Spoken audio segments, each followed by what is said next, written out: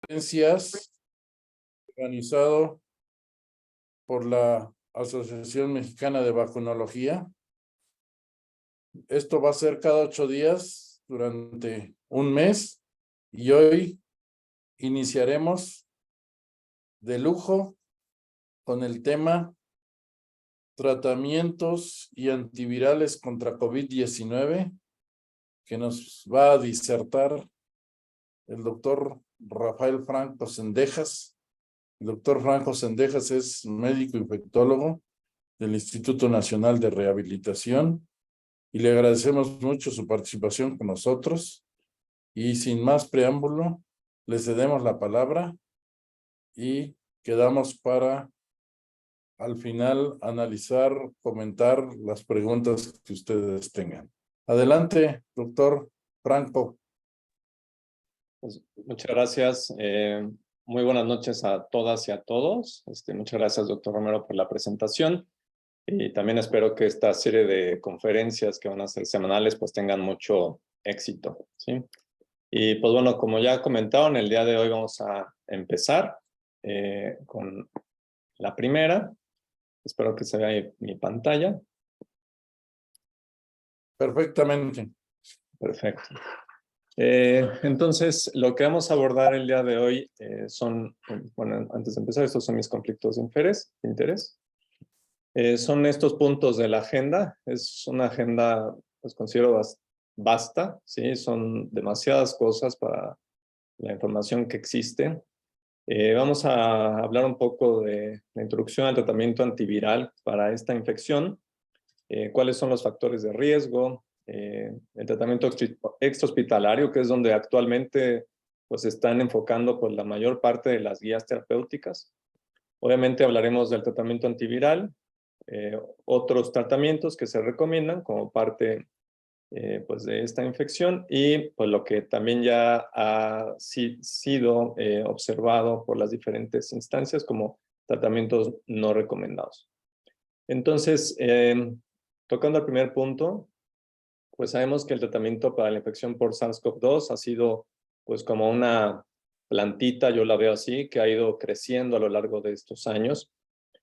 Conforme ha ido pues apareciendo información, pues hemos ido esclareciendo cosas, ¿no? Sobre todo de aquellas sustancias farmacológicas que han tenido pues una implicación en la evolución para los pacientes, desde el plasma convaleciente hasta los antivirales con el inicial que fue el Remdesivir, los anticuerpos monoclonales que han sido también pues fármacos que se han otorgado en las diferentes oleadas, ¿no? Hasta pues lo último que había sido el año pasado del Babrelimab, que es otro anticuerpo monoclonal y lo que viene, ¿no?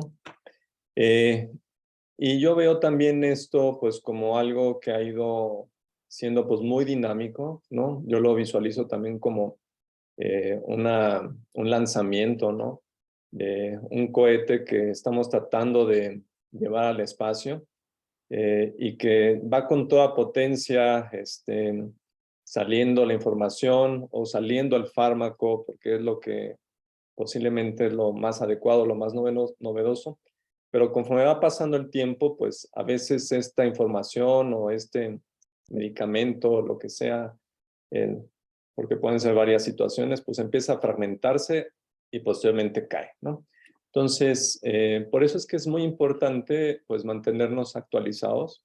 Yo creo que este tipo de pláticas pues es relevante que las estemos escuchando y tomando pues para ver qué es lo que ha salido de novedad, ¿no? Y no quedarnos pues con la misma idea, con la finalidad de poder ofrecer un tratamiento pues más adecuado para los pacientes. Y de ahí pues esta diapositiva que utilizo para múltiples pláticas y COVID pues no se salva, ¿no? O sea, hay que mantenernos informados pues tanto de lo que está ocurriendo a nivel mundial como también lo que ocurre en nuestro país, ¿no? Y esto es porque pues sabemos que para tener éxito terapéutico del tratamiento en la infección por COVID, pues implican varios factores. y lo podremos dividir en dos, solo como para refrescar. La parte del tipo de virus que está infectando al paciente y al paciente, ¿no? Entonces, dependiendo pues las características de uno y otro, pues se mezclan y si nosotros identificamos algo que podamos modificar, pues va posiblemente a repercutir en la evolución y en el desenlace que tenga nuestro paciente, ¿no? Por los diferentes factores que están aquí representados. Y recordando pues que los estadios de esta infección pues son varios, ¿no? En las diferentes fases, ¿no? Desde la infección que pues viene subsecuentemente la replicación viral y posteriormente, conforme va pasando el tiempo, pues un daño pulmonar y después una fase de hiperinflamación. Si nosotros entendemos esto y visualizamos a nuestro paciente cronológicamente, también podríamos incidir pues, en el tipo de tratamiento o en el tipo de recomendación que le podamos otorgar a cada uno de ellos. ¿Y esto por qué? Pues porque a medida que pasa el tiempo, si nuestro paciente va evolucionando pues a su evolución normal, pues podría llegar de una etapa temprana a una etapa tardía, pues a presentar complicaciones, ¿no? Y entonces estas complicaciones pues podrían ser incluso algunas reversibles, otras irreversibles, ¿no? Entonces lo que quisiéramos es que esto pues no ocurriera y que a nuestros pacientes les vaya bien, ¿no? Y es por eso que, además de entender cronológicamente al paciente en esta infección, pues hay que saber identificar, pues clínicamente, en qué estadio podría estar. Y de forma muy sencilla, también aquí les represento pues los 5 estadios, ¿no? De esta enfermedad, menos clínicamente, ¿no? Desde los que van asintomáticos a los que tienen una enfermedad leve, que es como un catarro, a la enfermedad moderada, donde ya hay pues alteraciones pulmonares, pero sin descompensación a nivel funcional. Grave cuando ya hay alguna alteración a nivel de la oxigenación, con una mayor repercusión a nivel pulmonar. Y crítico, pues cuando el paciente, además de requerir una hospitalización, pues requiere estancia en terapia intensiva por la gravedad del caso, ¿no? Entonces, si nosotros entendemos esto, también podemos escoger el mejor tratamiento y también orientar a nuestros pacientes. Y esta también es una diapositiva que utilizo mucho porque la sepsis, pues no solamente quiere decir infección bacteriana, es una emergencia, así como un infarto, pues para los infartos hay códigos, ¿no? Pues también para la sepsis hay códigos sepsis, ¿no?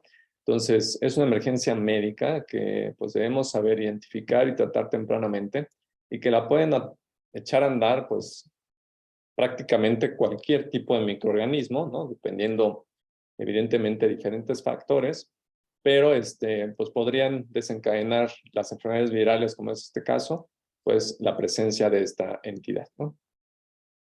Y también para recordar, pues, el virus del SARS-CoV-2, digo, no quiero ser ahorita un maestro de microbiología, ¿no? No quiero quitar créditos, pero o sea, nada más recordar que el virus del SARS-CoV-2 es un ARN viral de cadena positiva, ¿no? Es un ARN virus de cadena positiva que pues tiene prácticamente toda la posibilidad de empezarse a replicar una vez ingresando a la célula. Entonces, son virus que se replican muy fácilmente, ¿no? Porque ya tienen todo para hacerlo desde que entran. Y es ahí que gracias pues a este entendimiento que se han podido elegir los diferentes vías que podrían ser potenciales blancos terapéuticos, los cuales pues afortunadamente se han echado a andar, pues para identificar las herramientas antivirales que tenemos en la actualidad con la finalidad de disminuir la progresión de la enfermedad, ¿no? Entonces, esto también es algo súper importante. Entonces, ya que recordamos un poquito esto de cómo es que está el virus, cuál es la fase clínica de esta enfermedad, pues pasemos a lo que son los factores de riesgo, que también es algo súper importante y que a mí en lo personal, pues sí me sigue llamando la atención que mucho personal de salud a veces nos cuesta todavía trabajo identificar cuáles son los pacientes que se benefician o que podrían tener pues una implicación pues, de gravedad, ¿no?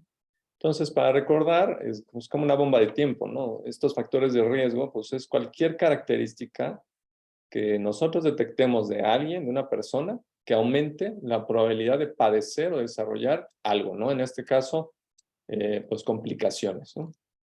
Entonces, la principal y pues contundente pues característica en cuanto a factores de riesgos que tienen los pacientes y que se ha visto en diferentes estudios es la edad, ¿no? Entonces, si aquí lo vemos, pues sin ninguna duda, sabemos que la edad por la inmunosenescencia, pues es un factor relevante en cuanto a la posibilidad de padecer complicaciones por esta enfermedad, ¿no? Entonces, de hecho, desde los 40 se empieza a ver ya algo, pero algo de riesgo, pero veamos cómo después de los 50, pues este riesgo empieza a incrementar importantemente, ¿no? Y en las personas mayores de 85 años, vean, pues números muy, muy grandes, ¿no? En cuanto al riesgo relativo de poder presentar alguna progresión de esta enfermedad.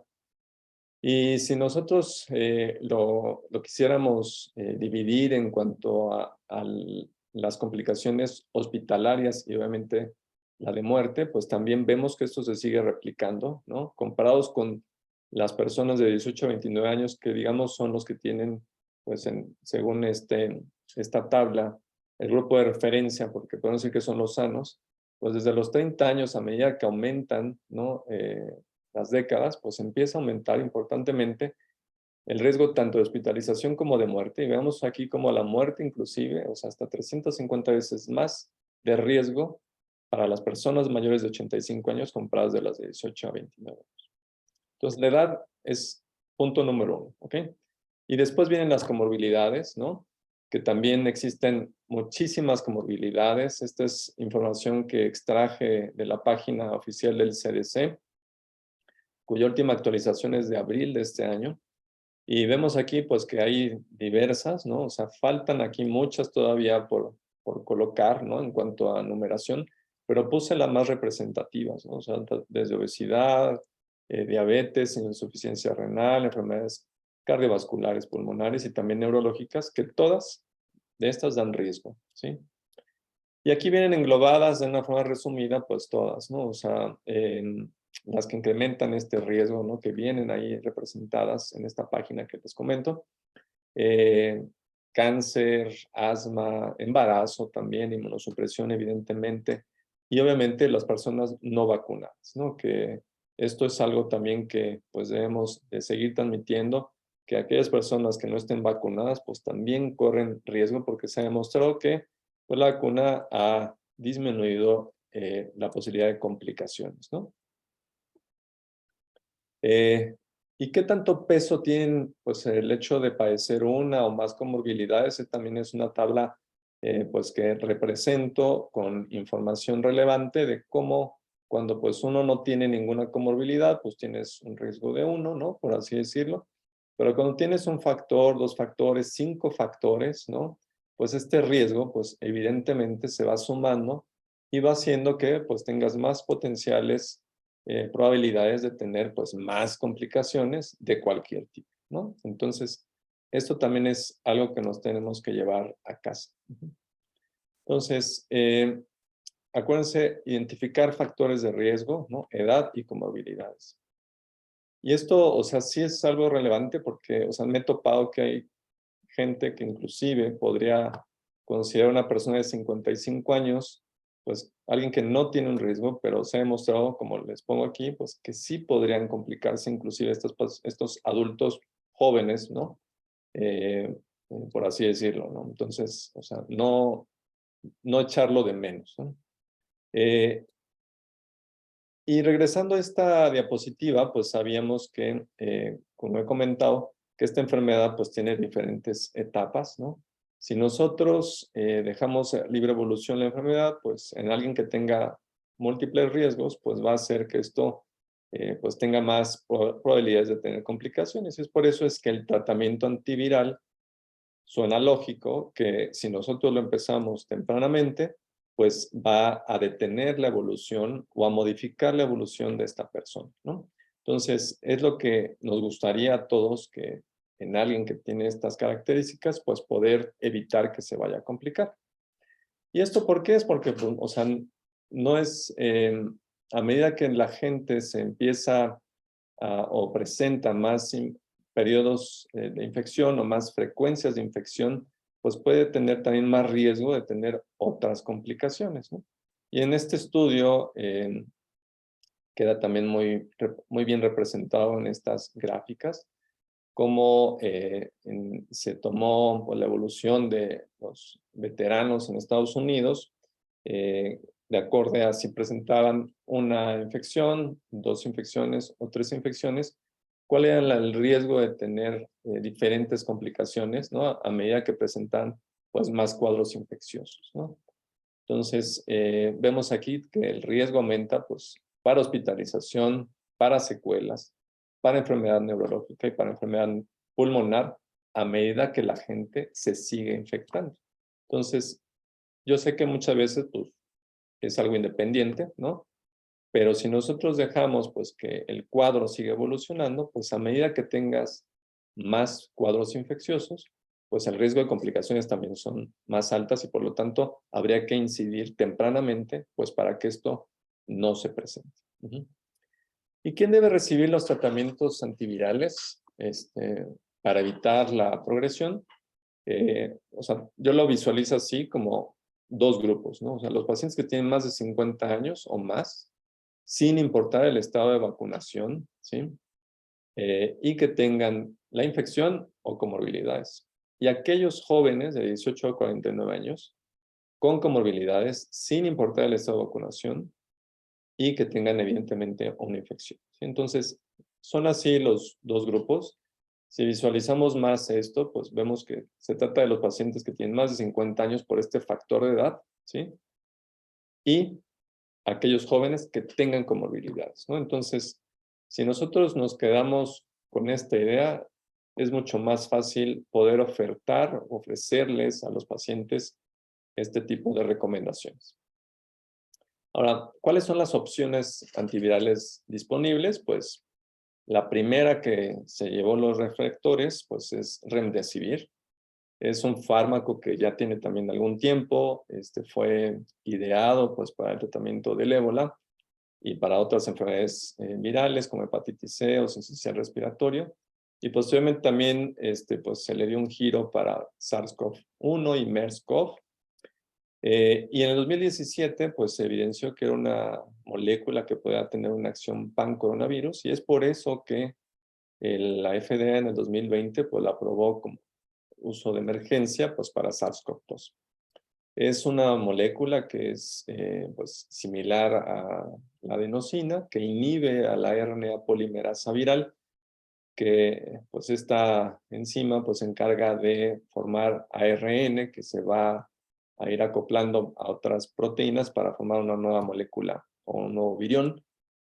Sin embargo, pues esta molécula pues hace que se detenga esta RNA polimerasa, que se colapse la función, porque le dice pues que ya no forme más moléculas de ARN, ¿no? Entonces, es así como funciona, ¿no? Entonces, este mismo mecanismo pues se ha observado que es conservado en las diferentes infecciones por SARS-CoV-1, MERS-CoV y SARS-CoV-2, ¿ok?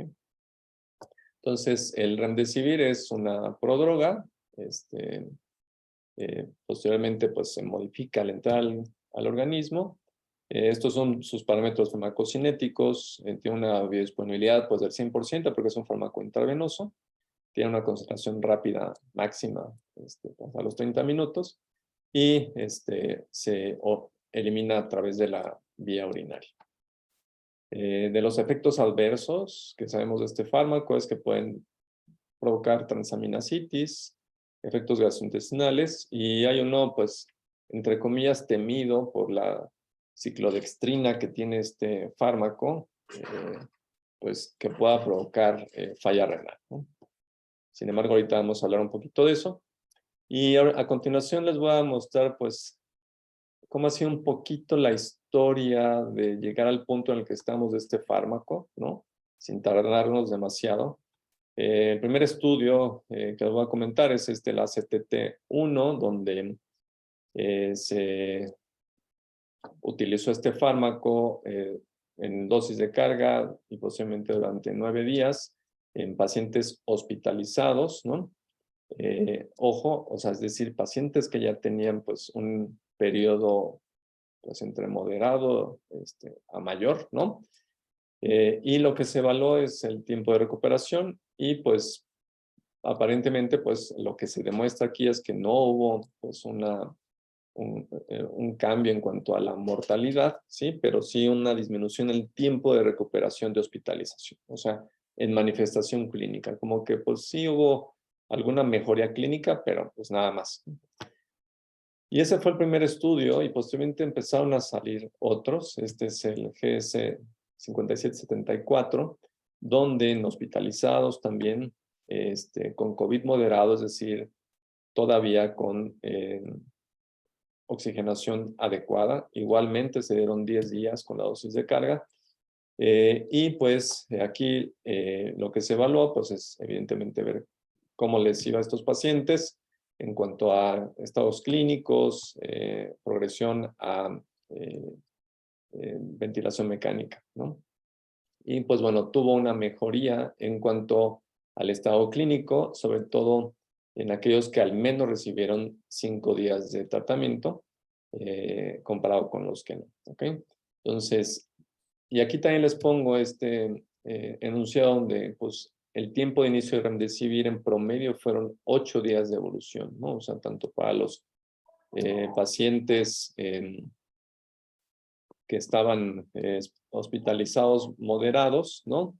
Y los que pues habían recibido el standard of care, ¿no? O sea, 8 días de inclusión. Y este es un estudio muy similar, ¿no? Donde a diferencia del previo, aquí son COVID grave, es decir, pacientes que ya requerían oxígeno o pues tal vez ventilación mecánica, los mismos días de tratamiento. Y pues aquí también lo mismo en pacientes con COVID grave, pues recibir 5 o 10 días de tratamiento, pues no les fue diferente, ¿no? O sea, fue algo similar. Entonces, desde aquí empezamos a notar que este fármaco pues pareciese que en pacientes hospitalizados que ya tienen progresión de la enfermedad, pues no era un fármaco útil. Y algo importante que dio este estudio es que dar 5 o 10 días de tratamiento fue prácticamente lo mismo. Entonces, en vez de tener a los pacientes 10 días, pues tal vez habría que hacer un estudio con menos días de tratamiento. Este otro estudio, que es el CATCO, también es un ensayo clínico controlado en Canadá, con requerimiento de oxígeno, y aquí se vio pues también mortalidad y hospitalización, 9 días, y pues vieron algo también algo similar, ¿no? O sea, no alteraciones en cuanto a la mortalidad, o sea, les iba igual a los que recibían y no recibían, pero vieron que sí algunos pacientes pues modificaron la evolución clínica en cuanto al requerimiento de ventilación mecánica, ¿no? Digo, al menos se empezaba a ver allí algo. El Discovery, que es un estudio también importante, que incluyó pacientes con COVID moderado o grave y que también les dieron 10 días de tratamiento con su dosis de carga, 429 pacientes, nada despreciable, y se evaluó pues la evolución clínica y la mortalidad, ¿no? Y también lo mismo, no hubo un beneficio clínico del Remdesivir en pacientes con síntomas durante más de 7 días y que requirieron oxígeno. Es decir, hasta ahí estábamos viendo que es un fármaco que pues, podía mejorar algunas características clínicas, ¿no? Pero tal vez darlo tardíamente, o sea, esa era la cuestión que posiblemente habría que modificar. Y este es el estudio, pues con una gran cantidad de pacientes, que es el WHO Solidarity Trial, que incluyó pacientes de 35 países, igual con 10 días de tratamiento, y evaluó la mortalidad hospitalaria y el requerimiento de ventilación mecánica como objetivos primarios. Y pues bueno, no hubo un beneficio, que era lo mismo que los otros estudios en cuanto a la mortalidad, ¿no? Pacientes muy graves, ¿no? Y lo único que se vio es que sí había una reducción en la producción en el requerimiento de oxígeno. O sea, pareciera que sí tenía algo relevante en estos pacientes el remdesivir posiblemente, pero no con miras a disminuir la mortalidad, que es lo que nos interesa al final de cuentas, ¿no? Y aquí les pongo en rojo el estudio que fue el parteaguas posteriormente, ¿no? Que es el Pinetree, que es un ensayo clínico controlado, donde se aplica remdesivir con una dosis de carga y 2 días más de 100 miligramos, ¿no? Versus placebo en pacientes no vacunados, ¿sí? Es decir, con riesgo. Y lo que se evaluó pues, es hospitalización, ¿sí? O muerte, es decir, pacientes que no estaban hospitalizados, es decir, ambulatorios, y ver cómo les iba iniciando el tratamiento en los primeros 5 días de la infección. Y pues bueno, aquí se ve contundentemente que hay una disminución importante en el requerimiento de hospitalización o muerte, ¿sí? De hasta un 87%, ¿ok? Entonces, este fue el estudio pues, que nos abrió los ojos, al igual que en otras muchas enfermedades infecciosas, pues en que pues, hay que tratar tempranamente a los pacientes con antivirales, ¿no?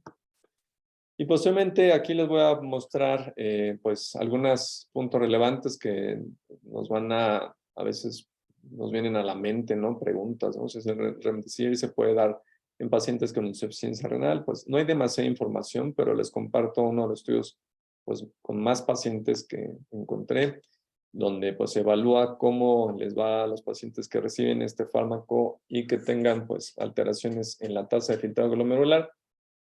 Y pues vemos que pues no hay más falla renal ni tampoco falla hepática en aquellos que tienen menos tasa de filtrado glomerular. Y lo que sí se observa es que, pues bueno, en los pacientes que tienen pues más falla renal, pues puede tener más probabilidad de requerir más estancia hospitalaria, ¿no? Entonces, yo lo he usado, remdesivir en pacientes con falla renal y pues no ha habido alguna complicación mayor asociada. Y aparte son 3 días y por lo tanto, o sea, con esta información pareciera que pudiera ser un fármaco útil en esta población.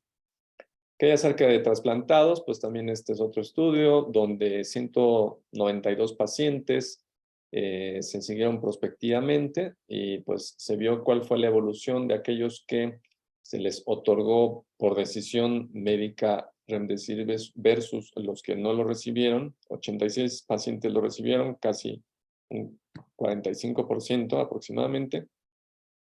Y pues se observó que solamente 2.3% requirieron hospitalización versus los que no recibieron remdesivir. Entonces, también en este tipo de pacientes que son inmunosuprimidos, que nos preocupan mucho, pues también se puede otorgar y no hay alguna contraindicación aparentemente.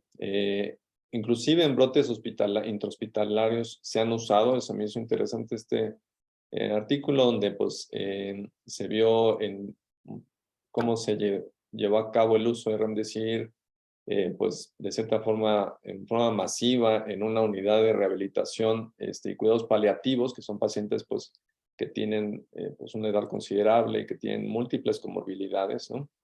Y pues bueno, se vio que o sea, sí estuvo una pues, adecuada función en aquellos pues, que tenían menos edad y menos comorbilidades, ¿no? Entonces, independientemente de esto, pues bueno, hay que recordar que hay pacientes que, pues entre más comorbilidades tengan, pues también esto pues muchas veces no se va a poder modificar y algunos de ellos pues podrían evolucionar en este continuo de la enfermedad, ¿no? Pero si podríamos evitar pues la complicación de muchos de ellos, es lo que hay que ofertar, ¿no? Y es por eso es que les muestro esto. ¿Qué información hay acerca del embarazo y remdesivir? Este es un primer estudio donde pues a 39 embarazadas versus 56 que no les otorgaron, pues vieron cómo se comportó tanto la madre y el producto, y pues no hubo unas diferencias en cuanto a darlo o no darlo. Sin embargo, en otro estudio donde se evaluó y se dividió a las pacientes en iniciarlo tempranamente o tardíamente, pues vemos que aquí, o sea, sí hay un cambio importante, ¿no? O sea, en aquellas que lo inician tempranamente, pues hay menor progresión para requerir ingreso a la terapia intensiva o pues progresión de la enfermedad clínica o ventilación mecánica, ¿no? Entonces, ojo, esto creo que sí es un estudio importante, pues para no dudar en las pacientes embarazadas que también se pueden ofertar antivirales, ¿no? Y eso es del remdesivir. El siguiente fármaco es nirmatrelvir ritonavir, que también tenemos actualmente en México. Este es un fármaco que también se buscó inicialmente pues, para el tratamiento de la infección por SARS-CoV-1 y pues que se otorgaba de forma intravenosa para inhibir una proteinasa, ¿no? Sin embargo, con el advenimiento del SARS-CoV-2, pues se buscó pues cómo ofertarlo de forma vía oral, ¿no? Con una identidad pues muy pues, adecuada al fármaco original, con la finalidad pues de tratar esta infección, ¿no? Se evaluó que las proteinasas principales o MPRO, Main Proteinase, pues tienen una similitud, tanto la del SARS-CoV-2 como la de SARS-CoV-1, pues son muy, muy parecidas y por lo tanto es que pues este fármaco parecía pues un buen candidato, ¿no? Y además el sitio de acción de ambas proteinasas pues también era es prácticamente el mismo, ¿no? Entonces se ideó por la forma oral, que tuviera una buena biodisponibilidad, y así es como se llamó el PF con este número, y cuyo mecanismo de acción es que pues inhibe a la proteinasa M, que se encarga de poder romper, ¿no? A una proteína grande, pues para que estas proteínas, que una vez divididas, tengan acciones específicas en este ciclo de replicación viral, ¿no? Entonces, si la inhibimos, la alteramos, pues evidentemente no puede funcionar y por lo tanto, perdón, surge pues esta posibilidad de que ya no siga replicándose el virus, ¿no? Entonces, algo importante es que esta MPRO pues no existe en humanos y por lo tanto pues no podría dañarnos. El fármaco es el nirmatrelvir, que es la forma activa, cuyos parámetros farmacocinéticos es que tiene una biodisponibilidad del 95%, es muy buena, con una concentración máxima a las 3 horas, y por eso, y con una vida media pues, de 6 horas, por eso es que se da cada 12 horas. Su eliminación pues es tanto en la vía urinaria como en heces. Y algo importante es que para los que estamos familiarizados con los pacientes que viven con VIH, pues hay muchos antivirales que se les agrega otro fármaco que es el ritonavir, con la finalidad de incrementar las concentraciones de otros medicamentos, ¿no? Entonces, este es un fármaco que inhibe a la CYP3A hepática y por lo tanto hace que muchos medicamentos puedan alterar sus niveles farmacocinéticos y en este caso se agregó este medicamento para aumentar los niveles de nirmatrelvir, ¿no? Entonces potencia la concentración de este fármaco. De los efectos adversos, pues son gastrointestinales, mareos y la disgeusia que mucha gente también comenta. Y este es el estudio, pues parteaguas para este fármaco, que es el estudio EPIC-HR, que es un ensayo clínico controlado, donde en pacientes sintomáticos no vacunados de alto riesgo, pues se les otorga este fármaco versus placebo, con la finalidad pues de ver la hospitalización y muerte a 28 días y pues también contundentemente en el brazo de nirmatrelvir, pues hay una disminución del riesgo de hospitalización de casi un 90% con 0 muertes, ¿no? Entonces es un estudio que también demuestra que un tratamiento antiviral adecuado y tempranamente, pues es lo que nos va a modificar pues la progresión de los pacientes con comorbilidades, ¿no? Este fármaco pues también se ha evaluado en múltiples estudios, aquí les pongo uno para ver cuáles pues las implicaciones virales, ¿no? De otorgarlo tempranamente versus tardíamente, y pues se ve que en aquellos que tienen infección por SARS y que inician tempranamente el Paxlovid, pues la cantidad de virus, ¿no? O la eliminación de estas partículas virales, pues es mucho más adecuada que en aquellos que lo inician tardíamente, ¿no? O sea, más de 5 días, ¿no? Entonces, es claro aquí, pues, que entre más rápido iniciemos tratamiento, pues es mejor. Y aquí les pongo la información del MMWR de Estados Unidos, donde nos muestran cuál ha sido, pues, la repercusión de Paxlovid en pacientes en cuanto al requerimiento de hospitalización en adultos, ¿no? De abril a septiembre del 2022, utilizando la plataforma de un estudio que se llama Cosmos, donde pues están más de 160 millones de personas incluidas.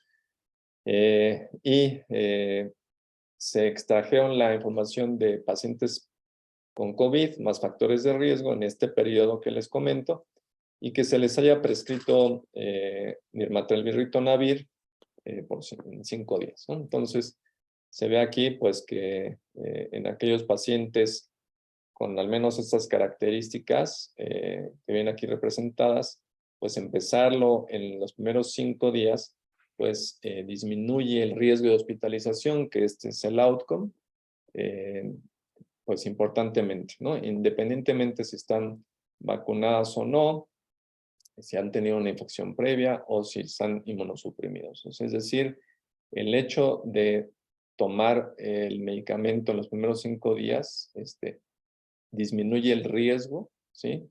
Con estas características o estos factores de riesgo que tengan estos pacientes, ¿no? Entonces, sí es algo, pues, que nos debe quedar claro en la vida real, o sea, cómo se ha comportado en salud pública, pues, la posibilidad de tener fármacos antivirales óptimos. Pero nos queda la duda, o sea, ¿en dónde más se podría utilizar este fármaco? El remdesivir, por ejemplo, o sea, se ha evaluado mucho en pacientes hospitalizados, pero el nirmatrelvir-ritonavir, pues, es un fármaco que nació, pues, para pacientes ambulatorios, ¿no? Eso fue como lo primero que se hizo. Y ahorita una de las preguntas es, pues, ¿cómo les va a los pacientes que lo reciben ya hospitalizados? Es decir, con progresión, ¿no? Entonces, aquí, pues les muestro, es un estudio también que salió este año, en abril, en donde, por medio de este ensayo clínico controlado multicéntrico, en pacientes hospitalizados en 2 grupos, recibiendo 1 a 1, pues el tratamiento estándar, versus el tratamiento estándar con el nirmatrelvir-ritonavir durante 5 días. En este periodo de tiempo, que fue el año pasado, pues ver cómo les va, ¿no? Y la mortalidad de 28 días. Y pues como vemos aquí en esta gráfica de supervivencia, pues no hay una diferencia en este estadio de la enfermedad, ¿no? Y también vemos aquí en este cuadrito que les remarco, que a 28 días pues les va prácticamente igual a los pacientes que reciben el nirmatrelvir-ritonavir hospitalizados. Es decir, pareciera, al menos hasta ahorita, la información que existe es que no es un fármaco que vaya a cambiar mucho, pues, el principal desenlace que nos interesa, ¿no? Que es la mortalidad, ¿no? Al igual que el remdesivir. ¿Qué hay acerca del nirmatrelvir-ritonavir en embarazo y lactancia? Pues desafortunadamente no hay mucha información, ¿no? Este es un estudio que encontré también de este año, donde a diferentes pacientes embarazadas que tenían la infección, pues se les siguió de forma prospectiva por medio de un cuestionario para ver cuál era su evolución por la infección y ver si se les había otorgado el tratamiento, si lo habían tomado y cuáles eran los efectos adversos. Desafortunadamente, pues, o sea, no son muchos pacientes, son 40 pacientes las que respondieron a este cuestionario. De estas, 35 estaban embarazadas y 5 lactaban, y de estas, a 18 les habían otorgado el fármaco embarazadas y a 3 lactando, y de estas, 12 lo ingirieron embarazadas y 2 lactando. O sea, es un grupo, pues, de cierta forma, pues, complejo, ¿no? Por lo que implica, pues, estar tomando medicamentos. Lo que viene aquí en esta publicación, que es una comunicación corta, tampoco tiene mucha información, pues es que no hubo efectos adversos complejos en embarazo, ¿no? Sí tuvieron muchas de ellas, o sea, más del 80%, alguna molestia, pero esta molestia fue el gusto, ¿no? O sea, la disgeusia que causa el nirmatrelvir ritonavir, ¿no? Y de los síntomas posteriores, pues, o sea, sí algunas de estas pacientes, pues, llegaron a presentar, pues, como una recrudescencia, ¿no? El famoso rebound en cuanto a síntomas, ¿no? Que aquí vienen descritos algunos. Pero en realidad, pues, son muy pocas pacientes, por lo que no podríamos tampoco dar, pues, grandes conclusiones, ¿no? Y algo importante que también es un parteaguas, creo yo, desde el punto de vista clínico, es poder otorgar tratamiento antiviral con la finalidad, como ya decía al principio de la plática, de disminuir las complicaciones a futuro, ¿no? Este también es un estudio de cohorte de la base de datos de los veteranos en Estados Unidos durante un año, donde se extrajeron pues los casos de COVID que hayan tenido al menos un factor de riesgo, es decir, edad o algo más, ¿no? Y que hayan sobrevivido a 30 días y lo siguieron durante 180 días posteriores, ¿no? Y vieron, comparados con controles, que son una buena cantidad de pacientes, más de 35,000 con nirmatrelvir ritonavir versus 246,000 controles que no hayan recibido, pues, algún otro tipo de antiviral o anticuerpos. Y vemos aquí que la sintomatología post-COVID, que la podríamos clasificar, pues, de múltiples características clínicas, desde pulmonares, neurológicas, constitutivas, ¿no? Pues sí fue relevante en aquellos que les otorgaron nirmatrelvir versus los placebo. O sea, sí hay un cambio en cuanto a esto. O sea, sí es algo que también nosotros, si podemos disminuir esta sintomatología, es relevante. También me ha tocado muy frecuentemente que dicen, pues es que prácticamente solo tengo escurrimiento nasal y me dio una vez fiebre y ya se me quitó. Entonces, como que a veces la gente minimiza eso, pero no vemos a futuro que, o sea, las repercusiones que puede haber por esta enfermedad, pues no son al menos agudas algunas de ellas, sino se presentan posteriormente. Y vemos aquí cómo, además de los síntomas post-COVID, pues también la muerte en los primeros 180 días, la hospitalización o la muerte por hospitalización, pues también, o sea, son parámetros que se modifican con el tratamiento antiviral, ¿no? Entonces, ojo, o sea, sí es importante tener eso también en cuenta. ¿Y qué acerca del nirmatrelvir ritonavir en falla renal? Que también es pregunta frecuente porque, pues, hay una contraindicación relativa, ¿no? En aquellos que tienen falla renal o un filtrado glomerular menor a 30. Pues también hay varios estudios, aunque no son muchísimos, ¿no? Que evalúan cómo se comporta, ¿no? Este es un estudio donde se clasifican a los pacientes dependiendo de su gravedad, ¿no? O el grado de la afección en AQI 1, 2 y 3. Y pues se ve que al menos en los pacientes que tienen AQI 1, pues disminuye la infección a nivel pulmonar, es decir, la sintomatología pulmonar clínica y radiográfica, la estancia hospitalaria y también viralmente disminuye pues, o acorta la limpieza, ¿no?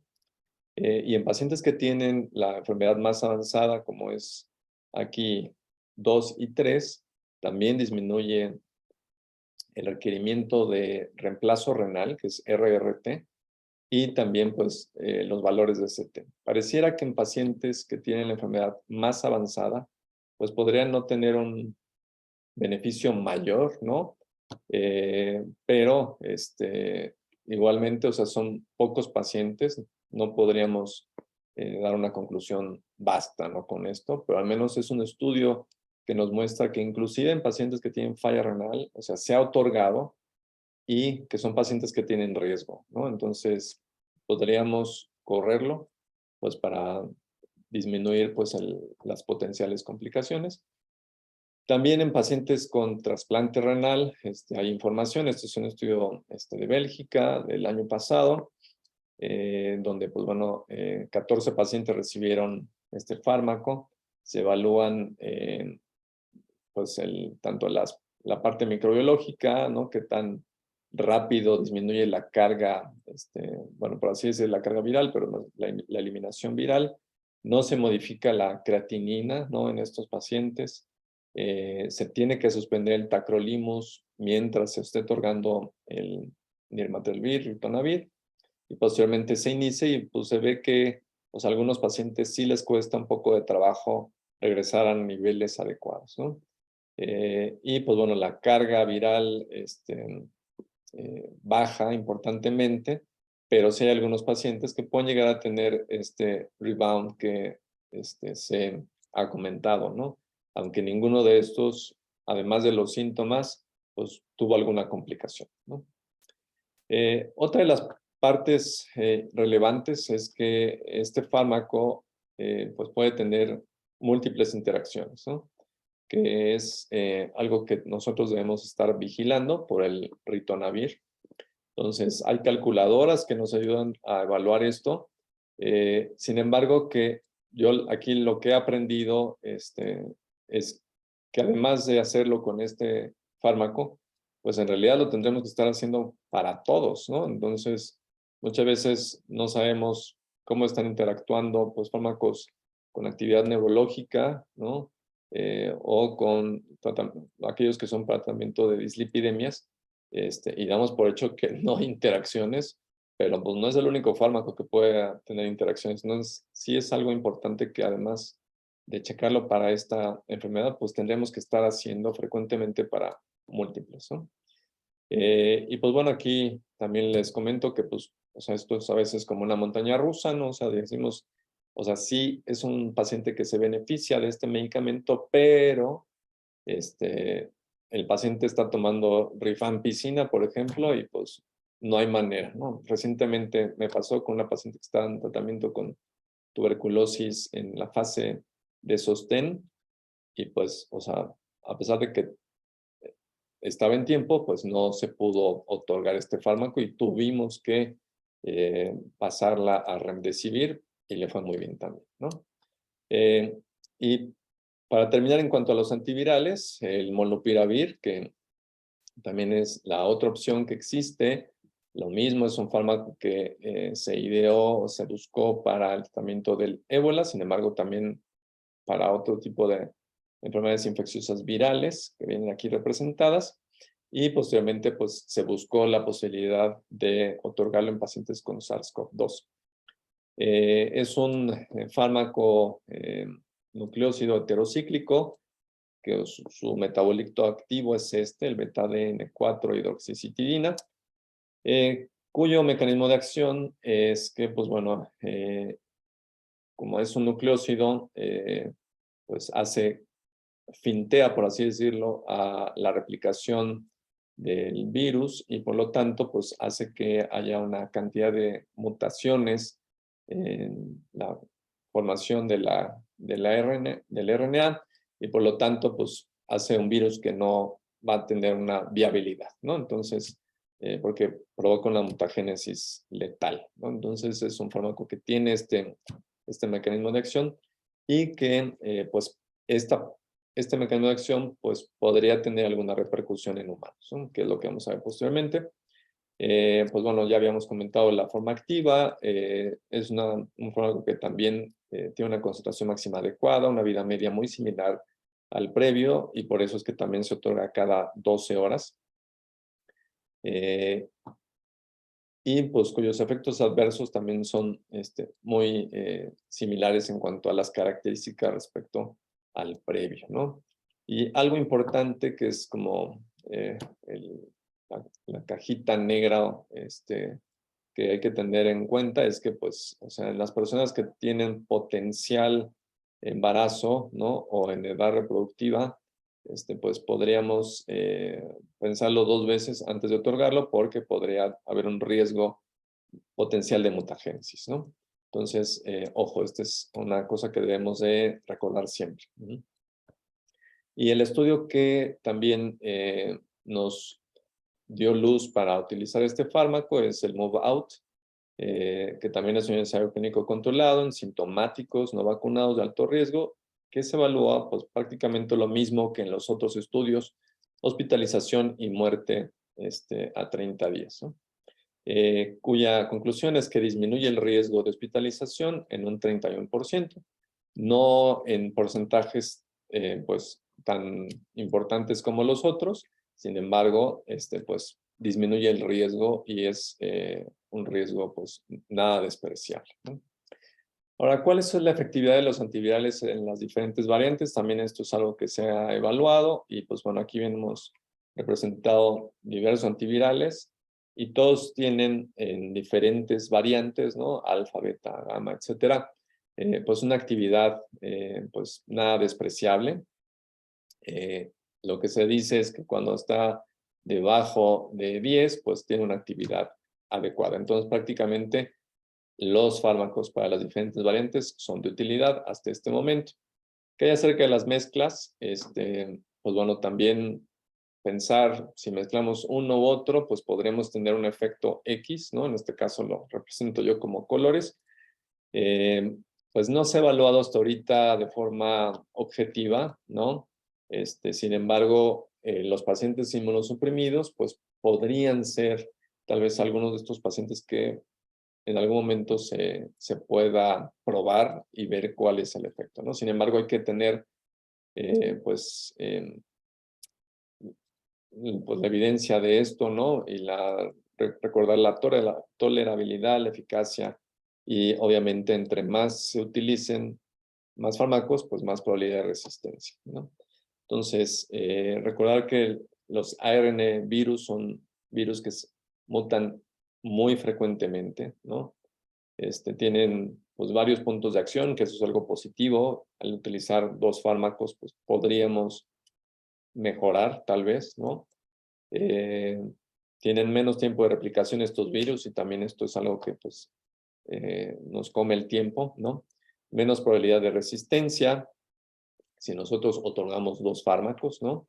Pero también la menor cantidad de antiviral, pues también podría ser una mejor tolerabilidad. Entonces, esto es algo pues que todavía está un poco en pañales, por así decirlo, y pues hay que evaluarlo con ensayos clínicos controlados.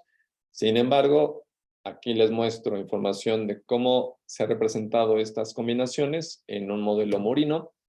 Y pues lo único que quisiera es que viéramos que en este ratoncito, pues cuando se combinan fármacos, en este caso nirmatrelvir ritonavir con molnupiravir, que es la línea roja, pues la sobrevida es mucho mejor, ¿no?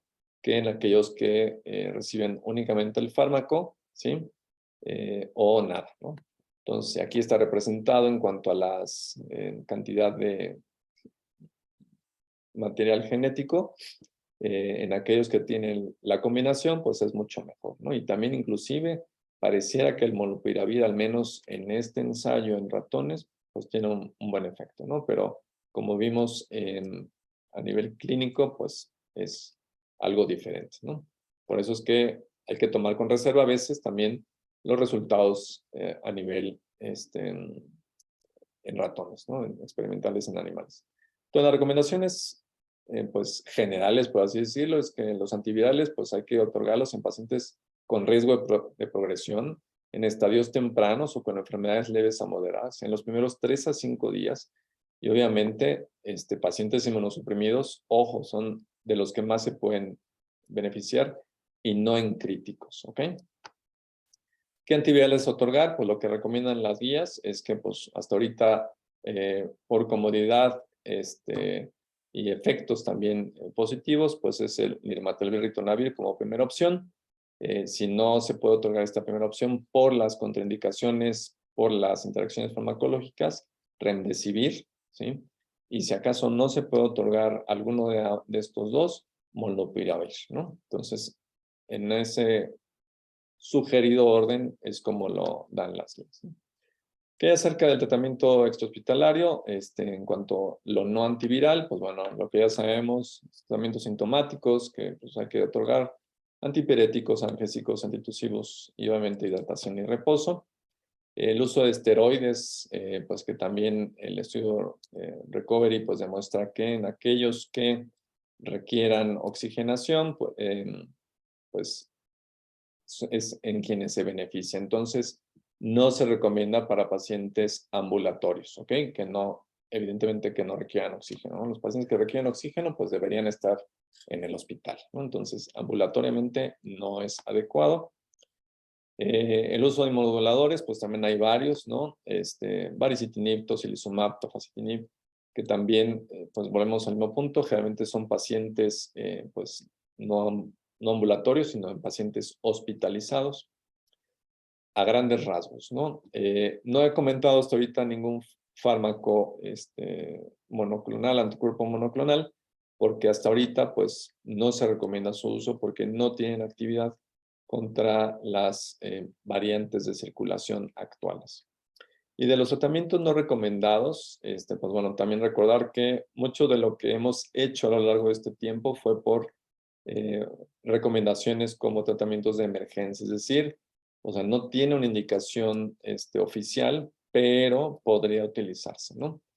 Y mucho de esto, pues tiene que hacerse, pues siguiendo pues, líneas de investigación, ¿no? Y pues todo esto ha surgido por que pues no teníamos opciones para esta enfermedad, que desconocíamos muchas cosas. Había fármacos pues, que anteriormente ya utilizábamos, que in vitro tenían cierta actividad. Había genéricos, ¿no? Inclusive hay genéricos que podrían ser de fácil acceso. Ya los habíamos utilizado previamente y entonces conocíamos, ¿no? Muy bien estos fármacos, por eso es que eran fármacos muy atractivos. Sin embargo, pues bueno, hay muchos que actualmente las recomendaciones de las diferentes asociaciones, pues no, pues dicen que no los recomiendan, ¿no? Y entonces uno de ellos pues es ivermectina, tanto la ITSA como la OMS y el ECMID pues no recomiendan su uso. Aunque recordar que, pues bueno, si uno quiere probarlo por alguna situación, pues tiene que serlo con ensayos clínicos controlados, ¿no? Entonces, eso es algo que también hemos aprendido mucho en este tiempo. La hidroxicloroquina y acitromicina, pues también las diversas asociaciones, pues no la recomiendan, o sea, más bien es recomendación en contra de su uso, ¿ok? Perdón, el uso de antibióticos, lo mismo, ¿no? Al contrario, han sido, pues, una de las cosas que ha incrementado la resistencia antimicrobiana en diversos escenarios, sobre todo a nivel hospitalario, ¿no? Entonces, esto es solamente una representación como en un hospital, pues, se otorgó una cantidad de antibióticos en pacientes que, pues, no lo requerían, ¿no? O sea, 70-80% de los pacientes hospitalizados con antibióticos, ¿no? Sin requerir. El plasma convaleciente, que en un inicio había sido, pues, también una de las potenciales estrategias terapéuticas, pues, ya el CDC, o sea, también lo recomienda en contra, ¿no? A menos de que, pues, se tenga algún ensayo clínico controlado. Otros ejemplos, pues, otros antivirales, ¿no? Como lopinavir, que también no se recomienda, ya se ha demostrado también que pues, no tiene un buen efecto. La nitazoxanida no se recomienda para el uso de COVID, excepto en ensayo clínico controlado. La colchicina lo mismo, ¿no? Excepto en el contexto de un ensayo clínico controlado. Es decir, no son indicaciones adecuadas por lo pronto, ¿no? Entonces, hasta que no haya información clínica evidente o objetiva, pues se podría emitir alguna recomendación para su uso. Y otros, pues también multivitamínicos, fluvoxamina, el dióxido de cloro, pues también ya hay pues también recomendaciones del CDC y de los NIH, pues de no utilizarlos de forma constante. Ahora, ¿por qué es importante tratar tempranamente? Y esta es de las últimas diapositivas. Pues porque a 1 y 2 años, en diferentes estudios, pues se ha visto que la recuperación completa, es decir, físicamente, es del 27% y con secuelas del 71%, y a 2 años, secuelas del 55%. Entonces, por eso sí es importante pues evitar que la enfermedad progrese, porque pues no solamente es pues procurar que la gente viva, o sea, qué bueno, ¿no? Pero también las secuelas que tiene esta persona que afortunadamente logró vivir, pues también son importantes, ¿no? Entonces, tenemos una gran cantidad de personas, una diversidad importante en nuestra sociedad, y hay que buscar, acorde a cada una de estas características que tengan esas personas, pues quienes se pueden beneficiar de los diferentes tratamientos, ¿no? Y pues bueno, estos son los mensajes que me gustaría dejar. Pues, hay opciones, ¿no? Como ya vimos, ¿no? La información, como les digo, es muy dinámica y estamos obligados a mantenernos actualizados. El otro punto es iniciar los antivirales en aquellos que tienen factores de riesgo lo antes posible, ¿no? Con la finalidad de que no se compliquen en agudo, pero también crónicamente. Y evaluar, pues, de forma individualizada cada uno de ellos, pues, para saber quién es el que se puede beneficiar de uno u de otro fármaco.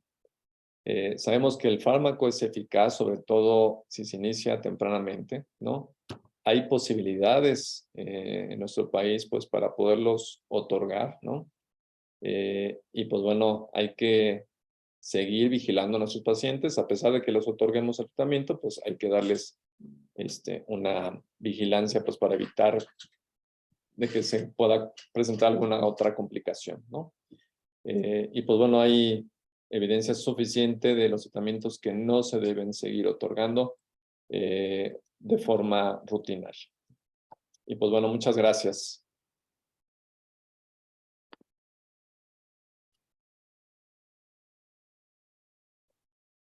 Doctor Franco, muchas gracias por su presentación. Lamentablemente tenemos muy poco tiempo, pero vamos a pedirle una pregunta.